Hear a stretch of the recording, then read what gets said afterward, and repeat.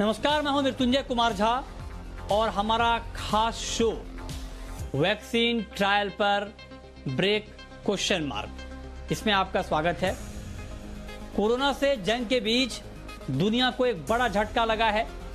Vaccine की race में सबसे आगे चल रही एस्ट्राजेनेका ने थर्ड फेज का ट्रायल रोक दिया है। थर्ड स्टेज के ह्यूमन ट्रायल के दौरान एक वॉलंटियर में गंभीर साइड इफेक्ट मिलने के बाद कंपनी ने यह फैसला लिया है। ट्रायल दोबारा कब शुरू होगा इसके बारे में कोई जानकारी अभी मिली नहीं है, लेकिन यह खबर अपने आप में कई सवाल खड़े कर रही है, जैसे कि वॉलंटियर को जो साइड इफेक्ट हुआ है वो कितने गंभीर हैं, वैक्सीन के लिए अभी और कितना इंतजार करना पड़ेगा, और ये थर्ड फेज का ट्रायल रुकने से वैक्सीन में कितनी देरी हो सकती है। ये तमाम ऐसे सवाल हैं जो लोगों के जहन में हैं और लोग जानना चाहते हैं, क्योंकि अब आखिरी उम्मीद वैक्सीन पर ही टिकी है, क्योंकि तमाम उपायों के बावजूद, तमाम कवायद के बावजूद कोरोना के मामले कम नहीं हो रहे हैं। तो एक बड़ी आस वैक्सीन पर टिकी है, लेकिन वैक्सीन के मोर्चे पर भी एक बुरी खबर आ गई है, एक झटके वाली खबर आ गई है। तो एक्चुअली में अब हालात है क्या, इसी पर हम चर्चा करेंगे, लेकिन उससे पहले देखिए यह खास रिपोर्ट।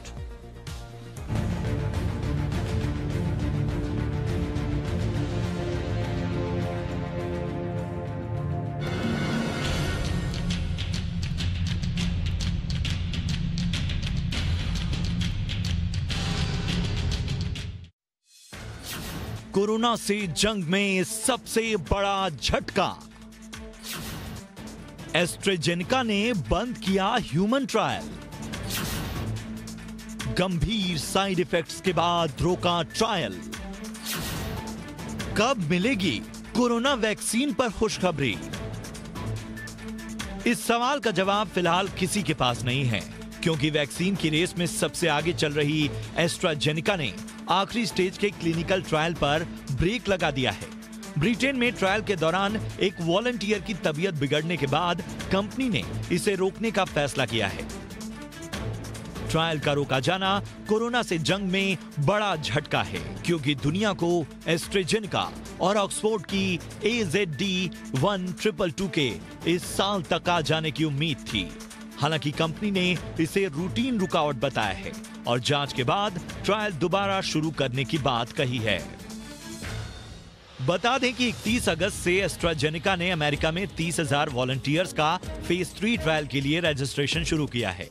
इसके अलावा ब्रिटेन में हजारों उम्मीदवार और ब्राजील और दक्षिण अफ्रीका में भी कई वॉलंटियर्स पर ह्यूमन ट्रायल की शुरुआत की है। एस्ट्राजेनेका की वैक्सीन इकलौती ऐसी दवा है जिसका 3 देशों में एक साथ ट्रायल चल रहा है। इस खबर से पूरी दुनिया को तगड़ा झटका लगा है, क्योंकि सबसे पहले वैक्सीन की उम्मीद एस्ट्राजेनेका से थी। लेकिन यहां निराश होने की जरूरत नहीं है, क्योंकि इस वक्त दुनिया की 9 वैक्सीन तीसरे स्टेज के ह्यूमन ट्रायल के फेज में चल रही हैं। इनमें ऑक्सफोर्ड यूनिवर्सिटी और एस्ट्राजेनेका की वैक्सीन के अलावा फाइजर और बायोएनटेक की वैक्सीन, मॉडर्ना निएट की वैक्सीन, जॉनसन एंड जॉनसन की नोवावैक्स, रूस की स्पुतनिक वी और चीन की 4 वैक्सीन, सिनोवैक, बीजिंग इंस्टीट्यूट की सिनोफार्म, वुहान इंस्टीट्यूट की सिनोफार्म और कैंसिनो वैक्सीन शामिल हैं। विश्व स्वास्थ्य संगठन की माने तो इस वक्त कोरोना की 188 वैक्सीन पर काम चल रहा है। इनमें से 139 प्री क्लिनिकल टेस्ट, 25 वैक्सीन के फेज 1, 15 वैक्सीन फेज 2 और 9 फेज 3 के स्टेज में हैं। भारत भी कोरोना वैक्सीन की रेस में कंधे से कंधा मिलाकर दुनिया के साथ दौड़ रहा है। भारत में वैक्सीन के स्टेटस की बात करें तो भारत की 3 कंपनियां वैक्सीन के क्लिनिकल ट्रायल की स्टेज में हैं।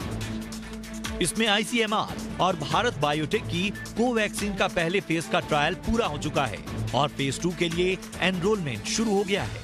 बता दें कि ये पूरी तरह स्वदेशी वैक्सीन है। इसके अलावा जायडस कैडिला की वैक्सीन का फेज 1 ट्रायल खत्म हो चुका है और फेज 2 का ट्रायल चल रहा है। ये वैक्सीन भी स्वदेशी है। पुणे का सीरम इंस्टीट्यूट ऑफ इंडिया भी एस्ट्राजेनेका के साथ मिलकर कोविशील्ड नाम की वैक्सीन बना रहा है, जिसके तीसरे स्टेज का ट्रायल अगले हफ्ते शुरू होना है।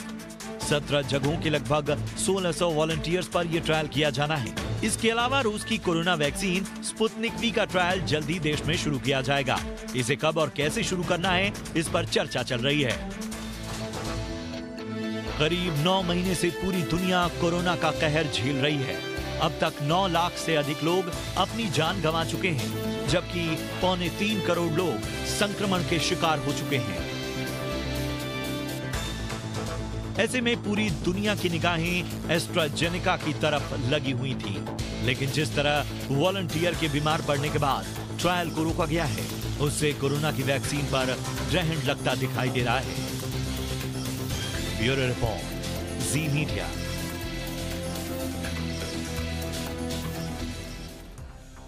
तो आपने देखी ये रिपोर्ट कि किस तरह से एस्ट्राजेनेका ने 3rd फेज का ट्रायल रोका है।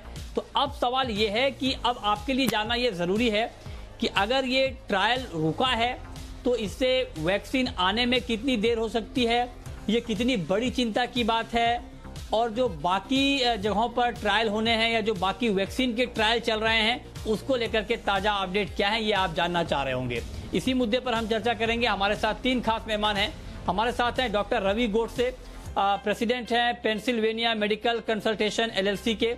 हमारे साथ डॉक्टर हेमंत पी ठक्कर हैं, कंसल्टेंट फिजिशियन हैं, और हमारे साथ प्रोफेसर NK गांगुली हैं, पूर्व DG ICMR के। आप तीनों मेहमानों का बहुत बहुत स्वागत है इस खास चर्चा में। मेरा सबसे पहला सवाल डॉक्टर रवि गोडसे आपसे होगा।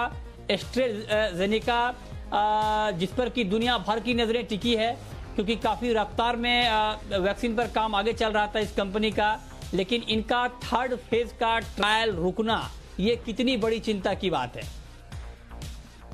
इतनी ज्यादा चिंता की बात नहीं है, क्योंकि जैसा वो कंपनी ने बनाया, ये रूटीन पॉज लिया है, तो कि दुनिया की नजर उनके ऊपर टिकी हुई है। ये सब न्यूज में आया है। पहले भी एक बार ये लोग चुके थे ये ट्रायल को, और मई में एक बहुत बड़ी बुरी खबर आई थी वैक्सीन की। हमारे यहाँ ना बहुत पॉलिटिकल हो गया है। तो जैसे किसी इंसान के आयुष्य में सबसे खुशी की बात क्या है कि उसके घर में बेटी पैदा होना।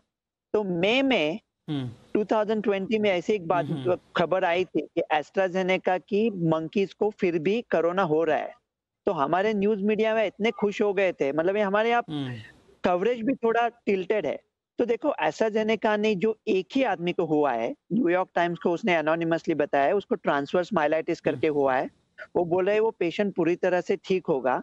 और हम लोग जब बोले ट्रायल रोक दी है, उन्होंने ट्रायल रोक दी मतलब नए लोगों को वैक्सीन देना अभी रोक दिया है, लेकिन जो पहले लोग जिनको दे चुके थे वैक्सीन, उनको तो अभी परीक्षण चल रहा है। और दूसरी चीज क्या है, सपोज हम लोग एक कॉफी टेस्ट कर रहे हैं, हम 5 लोग में, हमारे 3 गेस्ट और आप 4 लोगों में कॉफी टेस्ट कर रहे हैं। अगर एक में से किसी का एक्सीडेंट हो जाए, हम लोग सोचते हैं क्या ये कॉफी से वजह से एक्सीडेंट हुआ, लेकिन अगर 30,000 लोगों को टेस्ट कर रहे हैं और एक एक्सीडेंट हो गया, तो ये भी देखना पड़ेगा ना कि वो इंसिडेंटल था, बाय चांस था, या वैक्सीन के वजह से था। तो अभी उसके ऊपर देख रहे हैं, शायद 3-4 दिन में ही देखेंगे, शायद 1 हफ्ते में देखेंगे, शायद 1 महीना लगेगा। तो अगर ये वैक्सीन सेफ है तो ज्यादा से ज्यादा 1 महीने से उसका टाइमलाइन पीछे जाएगा। लेकिन ये अकेली वैक्सीन नहीं है, फर्स्ट अमंग इक्वल्स है। अच्छा। इंडिया के लिए सबसे इम्पोर्टेंट बात यह है कि वो वैक्सीन इंडिया में बन रही थी, तो अपने हाथ में ही थे 40 करोड़ डोज। अगर मॉडर्ना के डोज लेने हैं, फाइजर के डोज लेने हैं, तो वो अमेरिका में बन रहे, तो वो इंडिया में लाने के लिए कुछ करना पड़ेगा। लेकिन इतनी बुरी खबर नहीं है, शायद 1 हफ्ते में सब ठीक हो जाएगा। अच्छा, हाँ, चलिए, ये इसलिए मैंने आपसे पूछा ताकि आप तस्वीर साफ करें। तो आप कह रहे हैं कि इतनी बुरी खबर नहीं है, इतनी चिंता वाली बात नहीं है, और 1 हफ्ते में सब कुछ ठीक हो जाएगा। डॉक्टर ठक्कर, हो जाएगा, पता चलेगा, क्योंकि आपने भी काफी काम किया है वैक्सीन के ऊपर। हाँ, ठीक है, मैं आऊंगा सर आपके पास फिर दोबारा भी। डॉक्टर हेमंत ठक्कर जी, मैं आपसे जानना चाहता हूं कि अब जो भी चर्चा हो रही है, ट्रायल रुका है, कितने दिनों तक रुका रहेगा ये अलग मुद्दा है, लेकिन आपके हिसाब से इससे वैक्सीन आने में कितनी देरी हो सकती है? आपका, चूंकि आपने बहुत काम किया, आप टेक्निकलिटीज को समझते हैं, तो वैक्सीन आने में कितनी देरी हो सकती है इस ट्रायल के रुकने से? एक्चुअली मैं आपको अगर समझाऊं कि द वर्ड ट्रायल का मतलब क्या होता है। ट्रायल मतलब हम इसको ट्राई करते हैं, हम उसको हमारे पेशेंट्स के अंदर देखते हैं, उसकी असर क्या होती है। और ये ट्रायल सचमुच अच्छी तरीके से हो रहा है क्योंकि उन्हों को एक पेशेंट का साइड इफेक्ट दिखाई पड़ा है। तो ट्रायल का मतलब है कि सही वैक्सीन निकले। और हम वैक्सीन मैंने भी काफी क्लिनिकल ट्रायल्स किए हैं, और हम जब क्लिनिकल ट्रायल करते हैं तब हम फिनिश लाइन नहीं देखते हैं, हम हमारा रास्ता देखते हैं कि रास्ता सही हो, हम दौड़ बराबर लगाएं और दौड़ लगाने के बाद हमें जो विक्ट्री मिले वो सही मिले। अगर हम अक्सर ये सोचते रहें कि विक्ट्री लाइन कब पहुंचेंगे, विक्ट्री लाइन में देरी हो जाएगी, तो हम दौड़ नहीं सकेंगे। ये असली ट्रायल है, इसके लिए लोगों ने ये डेटा देख के रुकाया है। क्यों रुकाया है? जब आप एक नया रॉकेट बनाते हैं मून पे जाने के लिए है और उसके कंबशन इंजन में कोई प्रॉब्लम आता है तो वो स्पेस का प्रोग्राम रुक जाता है, बंद नहीं होता है। मगर ये रुकावट से स्पेस का प्रोग्राम और भी बेहतर होगा। और ये जो पॉज हुआ है एस्ट्राजेनेका के ट्रायल में, वो ये देखने के लिए कि क्या ये वैक्सीन को हम और बेहतर कर सके, सुधार कर सके, ताकि उसकी एफिकेसी, उसके साइड इफेक्ट्स कुछ ना हो, एफिकेसी बढ़े और पेशेंट लोग को फायदा हो। इसमें कोई छोटे होने की बात नहीं है, दिल छोटा करना नहीं है। वैक्सीन का आना और कब आना ये साइंस की बात है, पॉलिटिक्स या रेस की बात नहीं है। मैं खुश हूं क्योंकि अगर कोई ट्रायल कोई भी साइड इफेक्ट के बिना फटाफट खत्म होके वैक्सीन आता है तो मैं घबराता हूं कि क्या ये ट्रायल सही हुई है या नहीं, क्योंकि कोई भी ट्रायल हमने करी। ठक्कर साहब ये बात आप ठीक कह रहे हैं। सर ठक्कर साहब आपने बहुत सही बात कही कि घबराने की बात नहीं है। मैं भी उसी चीज, हमने जो आज का ये शो रखा है, हमने जो ये कार्यक्रम रखा है, हमारा मकसद भी यही है कि लोगों में पैनिक को कम किया जाए। क्योंकि जब ऐसी खबरें आती हैं कि वैक्सीन, देखिए हर व्यक्ति और आम आदमी तो साइंस की उतनी समझ रखता नहीं है, तो जब ये खबर अखबारों में छपती है कि वैक्सीन का ट्रायल रुक गया है तो लोगों के मन में शंका पैदा होता है। और उसी शंका को दूर करने के लिए हमने आप लोगों को बुलाया है। आप लोग अपने अपने फील्ड के एक्सपर्ट हैं, तो आप जरा ये बता दें, ये तो ठीक है जो बातें आपने कही कि वैक्सीन अच्छा होगा, जितना अच्छा ट्रायल होगा, जितना ज्यादा उसको ठीक तरीके से देखा जाएगा, क्वालिटी उतनी अच्छी होगी, ये सारी बातें ठीक है। लेकिन मैं आपसे एक आम जो हमारे दर्शक हैं उनके लिए मैं आपसे पूछना चाहता हूं कि जब इस तरह से ट्रायल रुकता है तो कितने, क्योंकि आपने खुद कहा कि आपने बहुत सारे क्लिनिकल ट्रायल किए हैं, तो कितनी विलंब की हम मतलब संभावना देख रहे हैं, कितनी देरी हो सकती है, ये ट्रायल कितने दिनों में रिज्यूम, कितने दिनों में शुरू हो सकता है, मैं आपसे ये जानना चाह रहा हूं। इसमें साइड इफेक्ट कैसा है, कितना गंभीर है, कितना रेक्टिफाएबल है, वो सब देखने के बाद, जैसे हमारे दूसरे कोलीग ने कहा, ज्यादा से ज्यादा 2-3 हफ्ते के बाद वापस रिज्यूम करेंगे। उन लोग देखेंगे क्या एक वन ऑफ रिएक्शन था, क्योंकि इतने सारे ट्रायलिस्ट पेशेंट में अगर एक पेशेंट को होता है तो शायद वो पेशेंट के अंदर कोई डेफिशिएंसी है और ये वन ऑफ रिएक्शन है, तो जल्दी रिज्यूम कर सकते हैं। अगर कोई कंपोनेंट वैक्सीन का उनको लगता है तो वो कंपोनेंट रिपेयर करके रिज्यूम करेंगे। मगर मुझे नहीं लगता है कि ये 2-3 हफ्ता, ज्यादा से ज्यादा 4 हफ्ता से ज्यादा ये हो सकता है। और जैसे मैंने कहा, अगर 1-आध महीना डिले भी होता है तो आपके लिए अच्छी और सेफ वैक्सीन मिलेगी, ये देखना बहुत अच्छी बात है, क्योंकि हम 3rd फेज में चुके हैं। ये बहुत जरूरी है। जी जी जी, ये देखिए, ये अब तक जो हमारे दोनों जो एक्सपर्ट हैं उन्होंने जो बताया, इससे अब तक एक चीज क्लियर हो गई है कि इससे आपको बहुत ज्यादा चिंता नहीं करनी है कि वैक्सीन नहीं आएगी, वैक्सीन में बहुत देर हो जाएगी, क्योंकि दोनों एक्सपर्ट ने कहा कि वैक्सीन का काम बहुत सही दिशा में चल रहा है और कहीं पे कुछ अगर शंका हुई है तो उसको दूर करना जरूरी है। लिहाजा अधिक से अधिक 1 महीने का विलंब हो सकता है, लेकिन इससे आपको परेशान इसलिए नहीं होना है कि विलंब भले ही हो जाए लेकिन आपको क्वालिटी अच्छी मिलेगी, इस बात पर जोर दिया जा रहा है। तो ये एक भरोसे वाली बात तो है।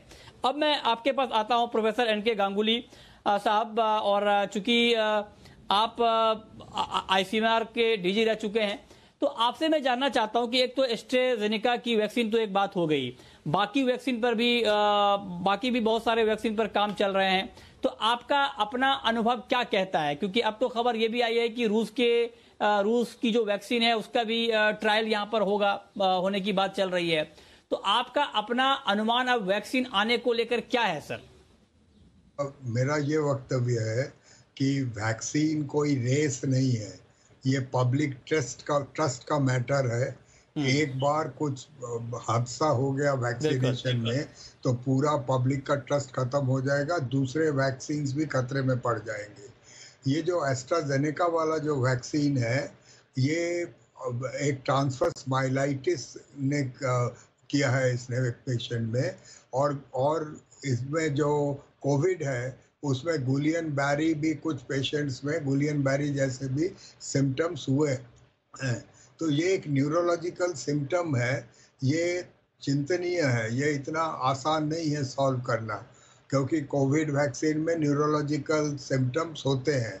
सो इसलिए इसको देखने के लिए ये लगेगा कि आपको कुछ दिन भी लग सकते हैं, कुछ हफ्ते भी लग सकते हैं, महीना भी लग सकता है, साल भी लग सकता है। ये डॉक्टर विलियम हैजल्टीन का ओपिनियन है, जो कि एक एक्सपर्ट है इस पर्टिकुलर एरिया में। सो इसको जब तक ये लोग सॉल्व नहीं कर लेंगे तब तक ये स्टार्ट नहीं किया जा सकता, ये एक पॉज है। ऑल्दो फेज 1 फेज 2 में सेफ्टी का पता चलता है, फेज 3 में एफिकेसी के अलावा ज़्यादा सेफ्टी के आंकड़े आते हैं, क्योंकि फेज 3 जो है एक लार्ज पॉपुलेशन में होता है, कई एथनिक पॉपुलेशंस होते हैं जिनको कि फेज 1 फेज 2 में कवर नहीं किया जा सकता, डिफरेंट एज ग्रुप्स होते हैं। तो इसलिए फेज 3 का पूरा होना बहुत ज़रूरी है, और फेज 3 3 महीने लगते हैं आंकड़े आने में फेज 3 के। तो इसलिए मेरा ख्याल है कि वैक्सीन में रेस नहीं करना चाहिए। जहाँ तक रशियन वैक्सीन का सवाल है, वो सिर्फ 76 पेशेंट में उन्होंने फेज 1 और फेज 2 दोनों पूरे किए हैं। तो ये मुझे लगता नहीं है कि इसमें आंकड़े हैं, और ट्रांसपेरेंसी होनी चाहिए। अभी 9 कंपनीज ने जिनका कि वैक्सीन फ्रंट लाइन में है, उन्होंने प्लेज किया हुआ है कि हम कोई एथिकल वो नहीं करेंगे, कोई शॉर्टकट नहीं करेंगे, कोई पॉलिटिकल प्रेशर में नहीं आएंगे। ये एक बहुत बड़ी, ये पहली बार मेरे होल जहन में ये पहली बार मैंने देखा है कि सारे कंपनीज ने इकट्ठे ये स्टेटमेंट और प्लेज दिया है। ये बहुत महत्वपूर्ण है, इसलिए कि जितने भी वैक्सीन चल रहे हैं, ट्रायल चल रहे हैं, उनको प्रॉपरली पूरा करना चाहिए, जिससे कि पब्लिक ट्रस्ट हम न खो दें। और जहाँ पर भी हमें लगेगा कि कोई ऐसा सिम्टम आया है जिसका कि हमें आंसर जानना है, वहाँ पर हमें जानने के बाद ही स्टार्ट करना चाहिए। ये डॉक्टर रवि गोडसे साहब, मैं आपसे एक सवाल और पूछना चाहता हूँ। जो बात अभी प्रोफेसर गांगुली ने कही कि इसमें कोई रेस नहीं होनी चाहिए, लेकिन जब अमेरिका में ये टाइमलाइन दिया जाता है कि 1 नवंबर तक वैक्सीन का काम शुरू हो जाएगा, तो क्या ये एक रेस की बात है, क्योंकि 3 नवंबर को चुनाव भी होने हैं, या आपको लगता है कि जो 1 नवंबर को डिलीवर होगा वैक्सीन, वो क्वालिटी के पैरामीटर पर बिल्कुल परफेक्ट होगा? डेफिनेटली परफेक्ट होगा, क्योंकि जैसा गांगुली साहब ने कहा है कि 9 कंपनी ने साथ में आके किया है। ऐसा जिंदगी में पहले कभी नहीं हुआ है। मतलब आपको किसी ने कहा कि स्टेफी ग्राफ, लल्लू प्रसाद यादव और शकील बदाऊनी एक साथ आके कुछ कर रहे हैं, तो ये लोगों का कोई आपस में रिलेशन ही नहीं है। तो उन्होंने सेफली कहा है कि हम करेंगे, ये पहली बात है। ओके, तो मेरे ख्याल से 22 अक्टूबर तक फाइजर का वैक्सीन आएगा। मुझे लग रहा था ऑक्सफोर्ड भी आएगा। गांगुली साहब कह रहे थे कि वो कुछ पेशेंट में गियां-बारे के सिम्टम है। ऐसा कुछ अभी न्यूज में नहीं आया है। सिर्फ एक पेशेंट को ट्रांसवर्स माइलाइटिस हुआ है, सिर्फ एक पेशेंट को। वो ऑफ चांस है क्या, देखेंगे। और क्विकली कहना चाहूंगा, डॉक्टर मेहता जो कह रहे थे कि जो ट्रायल है, ये ट्रायल वर्ड से भी मुझे थोड़ा डिफिकल्टी है। कि मेरे एक चाची के साथ बात कर रहा था, बोले थे बेटे 25 साल हो गए, आप अभी भी मेडिकल प्रैक्टिस कर रहे हो, सीखोगे कब? तो ये जो ट्रायल है उसमें से फेज 1 फेज 2 पार हो चुके हैं ना, तो काफी सारा सेफ्टी का डेटा ऑलरेडी हमारे पास है। अगर उसमें कोई बड़ा प्रॉब्लम है तो वो रोक देंगे, लेकिन अगर बड़ा प्रॉब्लम नहीं है तो जल्दी से जल्दी भी शुरू हो सकता है। जैसा और दूसरा क्या है ना, हम लोग कहते हैं कि अगर पब्लिक का ट्रस्ट चला जाएगा। देखो क्विकली मैं कहता हूँ, एक ल्यूबेक जर्मन सिटी में बहुत बड़ा हादसा हुआ था बीसीजी वैक्सीन के बारे में, फिर भी वो चली, अब तक चल रही है। सबसे दुनिया में इफेक्टिव वैक्सीन कौन सी है आपको पता है? पोलियो वैक्सीन, जो मेरे सिटी में बनाई थी, पिट्सबर्ग में, सबसे इफेक्टिव है। साल्क ने बनाई थी 1956 में। वहां एक मॉर्निंग स्ट्रेन आया था और बहुत बड़ा हादसा हुआ था। लेकिन ये हादसे के बाद भी हम लोग टिके रहे, स्टडी करते रहे और पोलियो को दुनिया से मिटा दिया हम लोगों ने, तो ये इतनी बुरी बात नहीं है मेरे ख्याल से। 2-3 हफ्ते में चालू हो जाएगा। और जो इलेक्शन की आप बात कर रहे हो, अभी एक क्विकली कहता हूँ, एक स्टडी आया था, वो कह रहे थे यूएसए टुडे में कि 66%, 6 से 7% लोग अमेरिका के कह रहे हैं कि वैक्सीन नहीं लेंगे। लेकिन वो अमेरिका के लोग नहीं, वो कह रहे थे अमेरिका के मतदार, शुड से सिटीजन्स ना। तो वो ये यूएसए टुडे पोल लेते समय भी पॉलिटिक्स की सोच रहा है और अभी कह रहे हैं कि 66% लोग अमेरिकन पीपल आर सेइंग कि हम लोग वैक्सीन आएगी तो भी नहीं लेंगे। ये मेरे ख्याल से सब गलत है और ऐसा है ही नहीं। काफी मेरे पेशेंट है और सब लोग कह रहे हैं जब वैक्सीन आएगी तब ले लेंगे। मेरे ख्याल से आएगी 22 अक्टूबर को दोपहर 4:20 तक आ जाएगी। चलिए सर, मैं उसमें नहीं जाना चाहता हूं। हम तो पॉलिटिक्स के ऊपर बात नहीं कर रहे हैं डॉक्टर गोडसे। पॉलिटिक्स दूसरी चीज है और इस सत्य को आप झुठला भी नहीं सकते हैं ना कि 3 नवंबर को चुनाव है। इसको लेके तो कोई रिसर्च हुआ नहीं है कि 3 नवंबर को नहीं है चुनाव। अब अखबार क्या लिख रहा है वो अलग मुद्दा हो सकता है, वो अलग डिबेट का इशू हो सकता है कि पॉलिटिक्स इसमें क्या इन्वॉल्व है। आपकी बात ठीक हो सकती है, ये बात आपने ठीक कही, लेकिन एक अच्छी बात है कि आप बहुत पॉजिटिव हैं और आपको इस बात का भरोसा है कि जो वैक्सीन आएगी वो अच्छी वैक्सीन होगी, क्वालिटी उसकी अच्छी होगी। चलिए, हम भी यही उम्मीद करते हैं क्योंकि अच्छी वैक्सीन आएगी तभी हम कोरोना को हरा पाएंगे। अब मैं ठक्कर साहब आपके पास आना चाहता हूं सर, कि ये ठीक है, चलिए एस्ट्राजेनेका की बात है और वहां पर ट्रायल रुका है, लेकिन भारत में जो वैक्सीन के ऊपर काम हो रहा है, आईसीएमआर भारत बायोटेक का जो फेज 1 का ट्रायल पूरा हुआ है, आप चूंकि क्लिनिकल ट्रायल की जानकारी पूरी रखते हैं और उससे जुड़े हुए भी हैं, तो भारत की अपनी वैक्सीन को लेकर काम कितनी तेजी से आगे बढ़ रहा है? सबसे पहले मैं एक बात क्लियर करूं कि हमारे जो आईसीएमआर के स्पेशलिस्ट कोलीग हैं, उन्होंने सही कहा कि गियां-बारे और ट्रांसवर्स माइलाइटिस जैसे जो साइड इफेक्ट्स देखे हैं वो सिमिलर है। गियां-बारे और ट्रांसवर्स माइलाइटिस वो नर्वस टिश्यू स्पाइनल कॉर्ड के होते हैं और हर एक वैक्सीन, चाहे वो मीजल्स का हो, मम्स का हो, कभी भी किसी का वैक्सीन एक कॉमन साइड इफेक्ट है ट्रांसवर्स माइलाइटिस या गियां-बारे। यानी ये कोई भयानक साइड इफेक्ट नहीं आया है। ठीक है सर, और अगर ये ट्रांसवर्स माइलाइटिस है तो रिपेयर हो जाएगा। अच्छा। रही इंडिया की बात, हम भी फेज 3 यहाँ शुरू करेंगे। मैं भी ये ट्रायल करने वाला हूँ, मगर मेरे कंट्री में कोई चुनाव से या कोई बीजेपी या कोई कांग्रेस से ये लिंक नहीं है। मैं तन मन धन से पेशेंट को देख के करूंगा और जैसे रिजल्ट आएगा, क्योंकि it is better to do no harm if you can't do no harm. मुझे कोई गलत नहीं करना है, मुझे कोई रेस नहीं है। भले मैं दिवाली को हैप्पी नहीं करूं तो मैं न्यू ईयर को हैप्पी कर सकता हूं। पर वैक्सीन इंडिया में भी काफी अच्छी तरह से चालू हो जाएगी। कोई घबराने की बात नहीं है। अगर घबराने की बात है तो ये बात है कि आप अपना मास्क नहीं पहनते हैं, आप डिस्टेंस नहीं रखते हैं, आप भले आपका इकोनॉमिक फ्रंट के लिए पैसे कमाने जाओ, सोशल डिसिप्लिन रखो।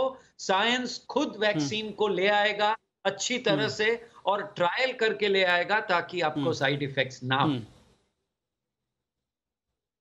हाँ, ठीक बात है। तो आप चलिए, ये अच्छी बात है कि जब डॉक्टर, जब एक्सपर्ट ये बात भरोसा देते हैं कि भाई वैक्सीन को लेकर आप चिंता ना करें, थोड़ी देर होगी लेकिन अच्छी वैक्सीन आएगी, तो थोड़ा भरोसा जगता है, थोड़ी उम्मीद बढ़ती है। अब चलिए, बहुत अच्छी बात आप लोगों ने कही है, आप तीनों एक्सपर्ट ने डिटेल में बताया है। बहुत बहुत शुक्रिया डॉक्टर हेमंत ठक्कर साहब आपका, प्रोफेसर एन के गांगुली साहब आपका, डिटेल में और बहुत अच्छी बात बताने के लिए। गांगुली जी ने बताई कि इसमें रेस नहीं होनी चाहिए और इसके बहुत खतरनाक परिणाम हो सकते हैं। और डॉक्टर रवि गोडसे, बहुत शुक्रिया आपका भी, एक पॉजिटिव बात करने के लिए, एक भरोसा देने के लिए कि बहुत ज्यादा डिले नहीं हो रहा है, अधिक से अधिक 1 महीने का डिले होगा, लेकिन वैक्सीन आएगी और अच्छी वैक्सीन आएगी। तो फिलहाल इस खास पेशकश में इतना ही।